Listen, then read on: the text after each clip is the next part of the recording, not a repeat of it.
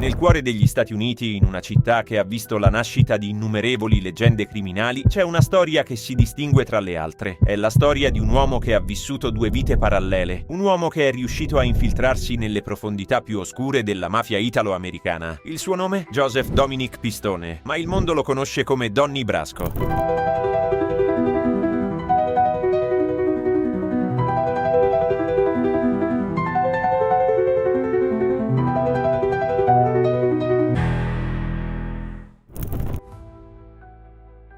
Joseph Dominic Pistone, nato il 17 settembre 1939, era cresciuto in un quartiere italiano di New York chiamato Sandy Hill. Fin da giovane era a contatto con una comunità dove la criminalità, seppur presente, non si mescolava direttamente alla vita quotidiana. Crescendo, Donnie si rendeva conto che la mafia italo-americana dominava la città. Le 5 famiglie mafiose, Gambino, Genovese, Bonanno, Colombo e Lucchese, avevano il controllo di ampi settori della vita cittadina, dalle attività illegali come il gioco d'azzardo, il traffico di droga e l'estorsione, fino ai sindacati, alla politica e alle forze dell'ordine. Ma per entrare in quel mondo era necessario essere più di un semplice osservatore. Donnie Pistone, ormai adulto, decise di intraprendere una carriera nell'FBI, non come investigatore qualunque, ma come agente sotto copertura. La sua missione, infiltrarsi nella mafia italo-americana, una delle operazioni più complesse e rischiose che l'agenzia avesse mai intrapreso. Nel 1970, Donnie iniziò la sua formazione per diventare un infiltrato. L'FBI lo incaricò di entrare in contatto con una banda di ladri d'auto, un primo passo per costruire il suo profilo criminale. Il suo obiettivo iniziale era di mettersi in contatto con persone legate alla mafia attraverso attività marginali, ma era chiaro che per essere accettato nel loro circolo avrebbe dovuto dimostrare di possedere un vero e proprio curriculum da criminale. Decise quindi di specializzarsi nel furto di gioielli, non solo per la natura meno violenta dell'attività, ma anche perché, lavorando da solo, avrebbe potuto gestire meglio la sua copertura. Per prepararsi, studiò a fondo l'arte del furto, imparando a riconoscere diamanti e pietre preziose, ma anche le tecniche di scasso, la gestione degli allarmi e l'apertura delle casseforti. La sua missione non era semplice. Entrare in un'organizzazione mafiosa non significava semplicemente presentarsi come un criminale, ma piuttosto guadagnarsi lentamente la fiducia di chi già operava nel sistema. E per farlo, Donnie doveva imparare a vivere come uno di loro, a conoscere le regole non scritte di un mondo dove il rispetto si guadagnava sul campo. Nel frattempo, le cose a New York si stavano preparando per una fase cruciale della sua missione. Per entrare nella mafia era necessario essere presentati e accettati dai membri delle famiglie mafiose, e il primo passo per farlo sarebbe stato l'affiliazione alla famiglia Bonanno, uno dei clan più influenti della città. Donnie si trovava di fronte a un bivio: continuare a seguire la strada che l'FBI gli aveva tracciato, con tutti i rischi che ne derivavano, o abbandonare, consapevole che sarebbe stato impossibile tornare indietro. Non c'era spazio per errori in un mondo dove la lealtà e il tradimento erano questioni di vita o di morte.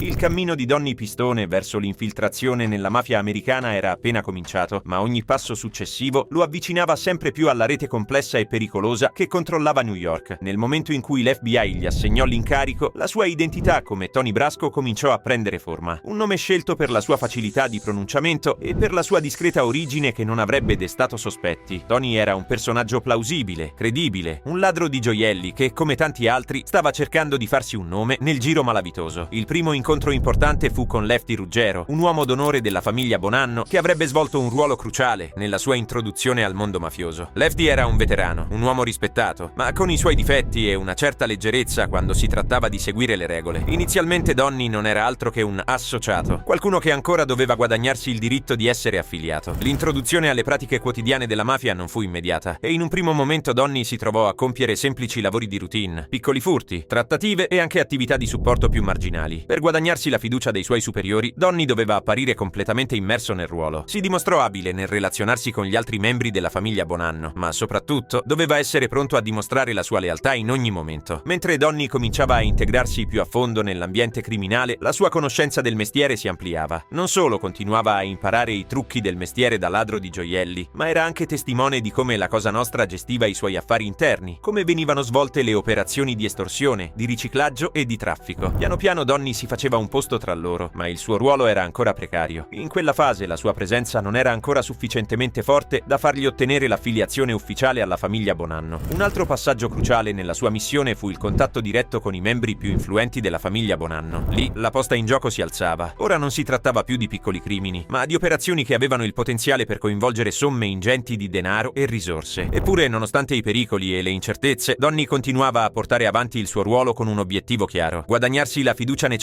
necessaria per entrare a far parte ufficialmente della Cosa Nostra. La sua missione, che si stava facendo sempre più rischiosa, sarebbe cambiata irreparabilmente.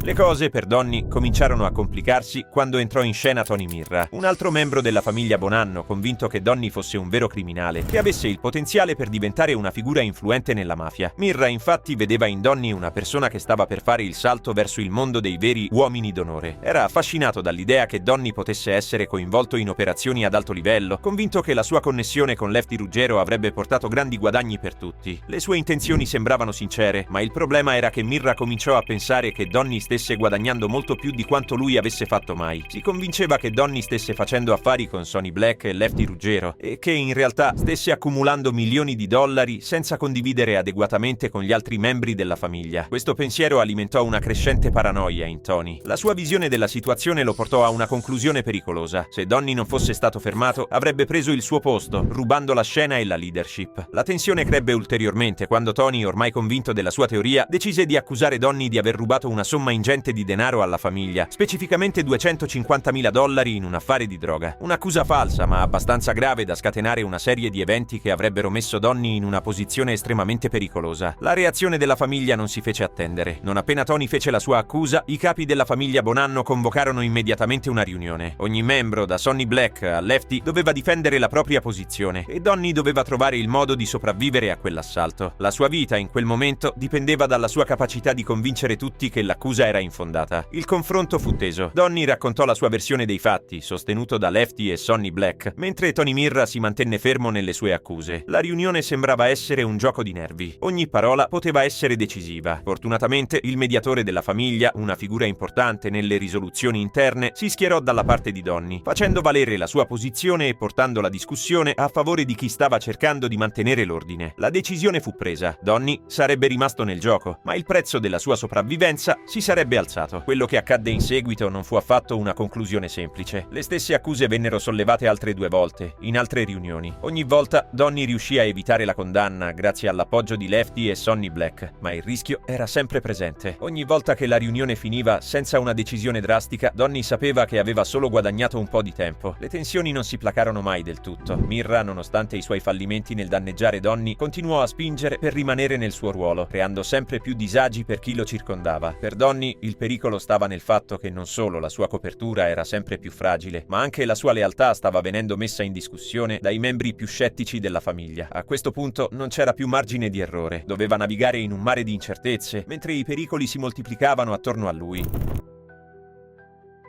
Nel cuore della famiglia Bonanno le alleanze erano sempre fragili e le crepe sotto la superficie potevano inghiottire chiunque non fosse stato abbastanza attento. Donnie Brasco, ormai profondamente infiltrato, si trovava di fronte a una delle prove più difficili della sua carriera sotto copertura. Bruno Indelicato, un uomo d'onore rispettato all'interno della famiglia Bonanno, stava minando l'equilibrio interno. La sua decisione di sfidare l'autorità del boss Carmine Junior Persico stava sollevando forti tensioni, un atto di insubordinazione che minacciava la stabilità stessa della famiglia. In un'organizzazione come quella dei Bonanno, ogni segno di disobbedienza veniva punito senza esitazione, e quando un boss sente di perdere il controllo, la risposta è sempre implacabile. Donnie si ritrovò coinvolto in una situazione in cui le scelte erano tutte difficili. L'ordine di eliminare Bruno venne dal vertice della famiglia Bonanno. Non si trattava di un'azione isolata, ma di un segnale per tutti. La famiglia era al di sopra di ogni lealtà. Le voci di una possibile uccisione circolavano da giorni, ma quando l'ordine ufficiale arrivò, Donnie capì che sarebbe stato coinvolto. Quella che stava per accadere era una delle operazioni più calcolate, dove non c'era spazio per l'improvvisazione. Per Donnie la difficoltà risiedeva nel fatto che, nonostante fosse un agente dell'FBI sotto copertura, stava ora assistendo a un atto che avrebbe visto l'eliminazione di un uomo che, pur avendo sfidato l'autorità, faceva parte del sistema stesso in cui era immerso. L'ordine di uccidere Bruno rappresentava un duro colpo per lui, non solo per la morte imminente di un uomo che conosceva, ma anche per il ricordo di quanto fosse sottile il confine tra ciò che era e ciò che doveva essere. I preparativi per l'esecuzione procedettero senza intoppi. Donnie fu chiamato a partecipare, ma la sua posizione era ora complicata. Non poteva interferire, né fermare il processo, perché ogni sua azione avrebbe potuto compromettere la sua copertura e mettere a rischio tutta l'operazione. Mentre gli uomini incaricati dell'esecuzione si preparavano, sentiva il peso di quella missione, che stava diventando un punto di non ritorno. Quello che all'inizio era stato un semplice infiltrarsi nel mondo della criminalità organizzata, stava ormai diventando una lotta per mantenere la sua identità, il suo ruolo e la sua integrità. Alla fine l'ordine venne eseguito e Bruno Indelicato fu ucciso. La sua morte morte segnò un altro capitolo di violenza nella storia della famiglia Bonanno, ma per Donnie quella notte rappresentò il confine tra il suo dovere di agente e la realtà della sua doppia vita. Ogni passo da quel momento in poi sarebbe stato più difficile, perché la sua missione sotto copertura non era più solo un lavoro, era una battaglia per non perdere se stesso.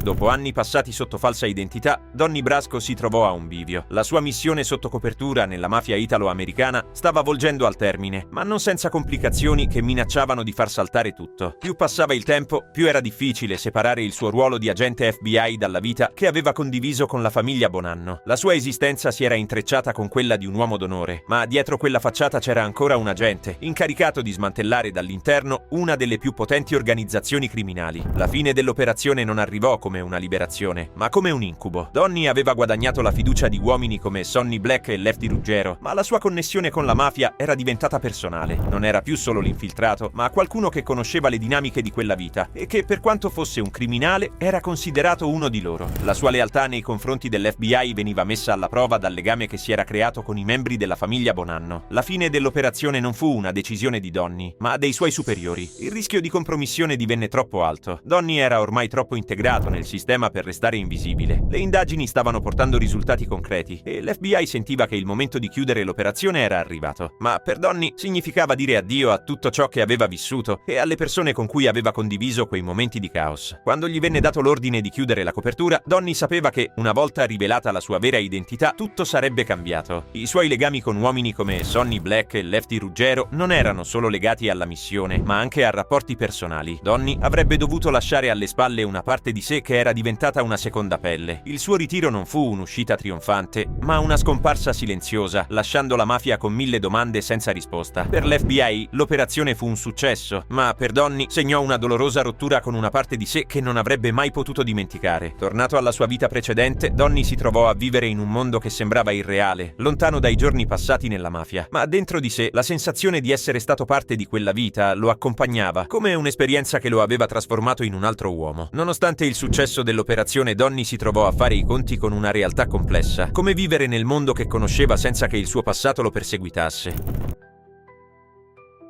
Non fu facile per Donnie riprendersi dalla sua esperienza. La disconnessione tra la sua vita da agente e quella da uomo d'onore aveva avuto un impatto profondo sul suo stato emotivo. L'operazione non era solo un lavoro, era diventata parte della sua identità. Quando lasciò la sua copertura, tutto ciò che lo circondava sembrava estraneo. Non si trattava più di entrare in un bar e stringere la mano a Lefty Ruggero, né di condividere risate con Sonny Black. Donnie si sentiva isolato, lontano da tutto ciò che aveva conosciuto per anni. Per un lungo periodo, Donnie non riuscì a trovare una pace interiore. I suoi giorni di agenti sotto copertura erano ormai finiti, ma le emozioni, le paure e il peso del tradimento che aveva vissuto durante quell'esperienza lo accompagnavano. Nonostante tutto, Donnie non si tirò mai indietro nel condividere la sua esperienza con altri, nel tentativo di fare luce su uno dei periodi più oscuri della mafia italo-americana. La sua storia divenne una testimonianza di coraggio e sacrificio, ma anche di perdite e disillusioni. Tuttavia, Donnie non smise mai di raccontare la sua versione dei fatti, anche se a volte si sentiva più un testimone che un protagonista. La sua vita post-operazione lo vide più spesso silenzioso, riflessivo, intento a ricostruire la sua esistenza lontano dal caos che aveva vissuto. Non cercò mai la fama, anche se il suo nome sarebbe rimasto per sempre legato a una delle più grandi infiltrazioni nella storia dell'FBI. La sua missione aveva avuto un enorme impatto sul contrasto alla criminalità organizzata, ma per lui restava il ricordo di una vita complessa, segnata da un sacrificio personale che, purtroppo, non si sarebbe mai completamente cancellato. Se questo video ti è piaciuto, lascia un like e iscriviti al nostro canale per non perdere i prossimi contenuti. Ogni settimana ti porteremo nuove storie dalle viscere del crimine organizzato, raccontando le dinamiche interne delle famiglie mafiose italiane e le loro figure più temute. Se vuoi continuare a esplorare il lato oscuro delle mafie, clicca qui sotto per guardare altri video simili che approfondiscono le storie dei grandi boss della mafia americana. Questo è Nero su Bianco.